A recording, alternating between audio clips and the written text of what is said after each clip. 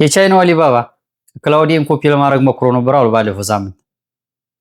ነገር ግን ምንም አይነት ኮድ ምንም አይነት የሞዴል ፓራሜትርስ ኦር ሌላ ነገሮችን ሳይሰርቁ 29 ሚሊዮን ጊዜ ብቻ አውርተዋል አሉ። ይህ አሁን ያለንበት እጅግ በጣም አስፈሪው የሳይበር ሴኩሪቲ አታክ ነው።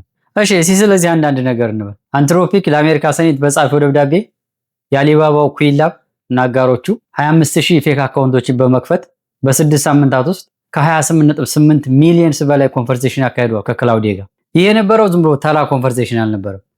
የክላውዲ በጣም ውድ የሆኑ ስኪሎችን ለምሳሌ እንደ ኤጀንት ሪዝኒንግ፣ ቶፕ ሶፍትዌር ስኪልስ ኤንድ ሎንግ ሆራይዘን ታስክ እንደዚህ አይነት ስኪሎች እና ኮንቨርሴሽን ነበር የነበራቸው። እነኚህ ነገሮች በትልልቅ ኩባንያዎች ውስጥ ወይ ደግሞ በኢንተርፕራይዞች ውስጥ በጣም ውድ ዋጋ የሚከፈልባቸው ስኪሎች ናቸው። እና ይሄ ምን ችግር አለው ኦር ምንድነው ታዲያ ይሄ ይባላል። አሁን ብዙ ሰው የሚያስብ ያለው ይሄ ምን ችግር አለው ነው የሚለው። እዚህ ጋር ነው ትልቁ ነገር። ይሄ ኖሌጅ ዲስቲሌሽን ይባላል የተጠቀሙት እነሱ።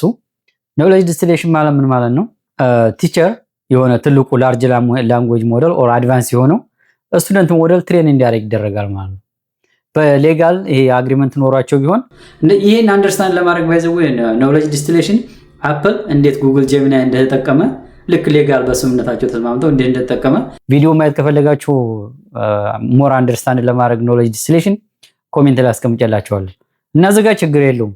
ግን ይሄ ደግሞ አድቨርሳሪያል ዲስቲሌሽን ማለት የሆነ በጣም ኢንዱስትሪያል ስኬል የሆኑ ኮንቨርሴሽን ከላይ የጠቀስኩላችሁ እንደ ኤጀንቲክ ሪዝኒንግ ኦር ቶፕ ሶፍትዌር ስኪልስ ኦር ሎንግ ሆራይዘን የሆኑ ጥያቄዎችን ሞዴሉ ይጠየቅና በእነኚህ በጥያቄና መልሶቹ ዴታ አዲስ ሞዴል ትሬን ይደረጋል። እዚህ ጋር ምንም አይነት የሳይበር አታክ ኦር ሃኪንግ አይደለም የተካሄደው።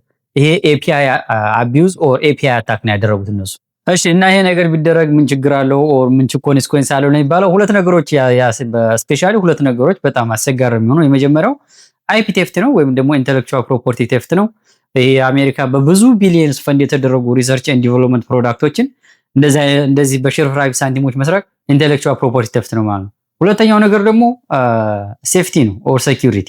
እዚህ ጋር ሞዴሉ ትሬን የሚደረግበት ሙሉ ሌጋል አግሪመንት ኖሯቸው ሙሉ የሞዴሉን ካፓቢሊቲውንም አላይመንቱም ትሬን ስለማይደረግ ካፓቢሊቲውን ብቻ ነው ትሬን የሚያደርጉት ማለት ነው እነሱ።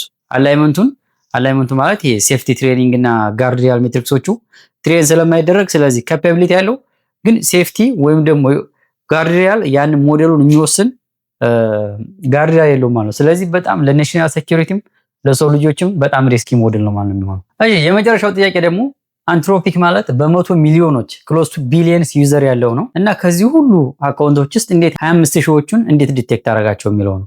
አንትሮፒክ እዚህ ጋር ያው ማንኛውም ካምፓኒ እንደሚያደርገው እያንዳንዱ አካውንት ፊቸር አለው። ፊቸር ክሬት ኢንጂነር ይደረግለታል፣ ክሬት ይደረጋል። ለምሳሌ ፍሪኩዌንሲው ፐር አወር ኦር ፐር ዊክ ያለው ኮሚኒኬሽን ፍሪኩዌንሲ ሊሆን ይችላል ኦር ታይም ሬንጁ ለምን ያህል ታይም ጊዜ ተደርጓል የሚለውን ማለት። ወሳኙ ነገር ደግሞ ጂኦግራፊካል ሎኬሽን እና ኮንቨርሴሽኖቹ እንደገና የጥያቄዎቹ ታይፕ እንደዚህ አይነት ፊቸሮች ኢንጂነር ተደርገው ክሬት ተደርገው ለአንሱፐርቫይዝ ሜሽን ለርኒንጎች ለምሳሌ ኬሚንስ ኦር አይዞሌሽን ፎረስት ላይ የሚባሉ ሜሽን ለርኒንግ ሞዴሎች ይሰጣሉ። እነኚህ ምን ያወጣሉ? ፍራውድ ሪስክ ስኮራቸውን ያወጡና ይነግሯቸዋል ማለት በዛ መሰረት ኦር ክላስተር ያደርጉላቸዋል። እነኚህን በዛ መሰረት አይደንቲፋይ ያደርጓቸው። እስኪ ስለ እንደዚህ አይነት ስለ ሜሽን ለርኒንግ ኤአይ ኮንሰፕቶችን እንማማር። ፎሎ አድርጉ፣ ኮሜንት አድርጉ ሲጠያይ ካላችሁ። ቻው።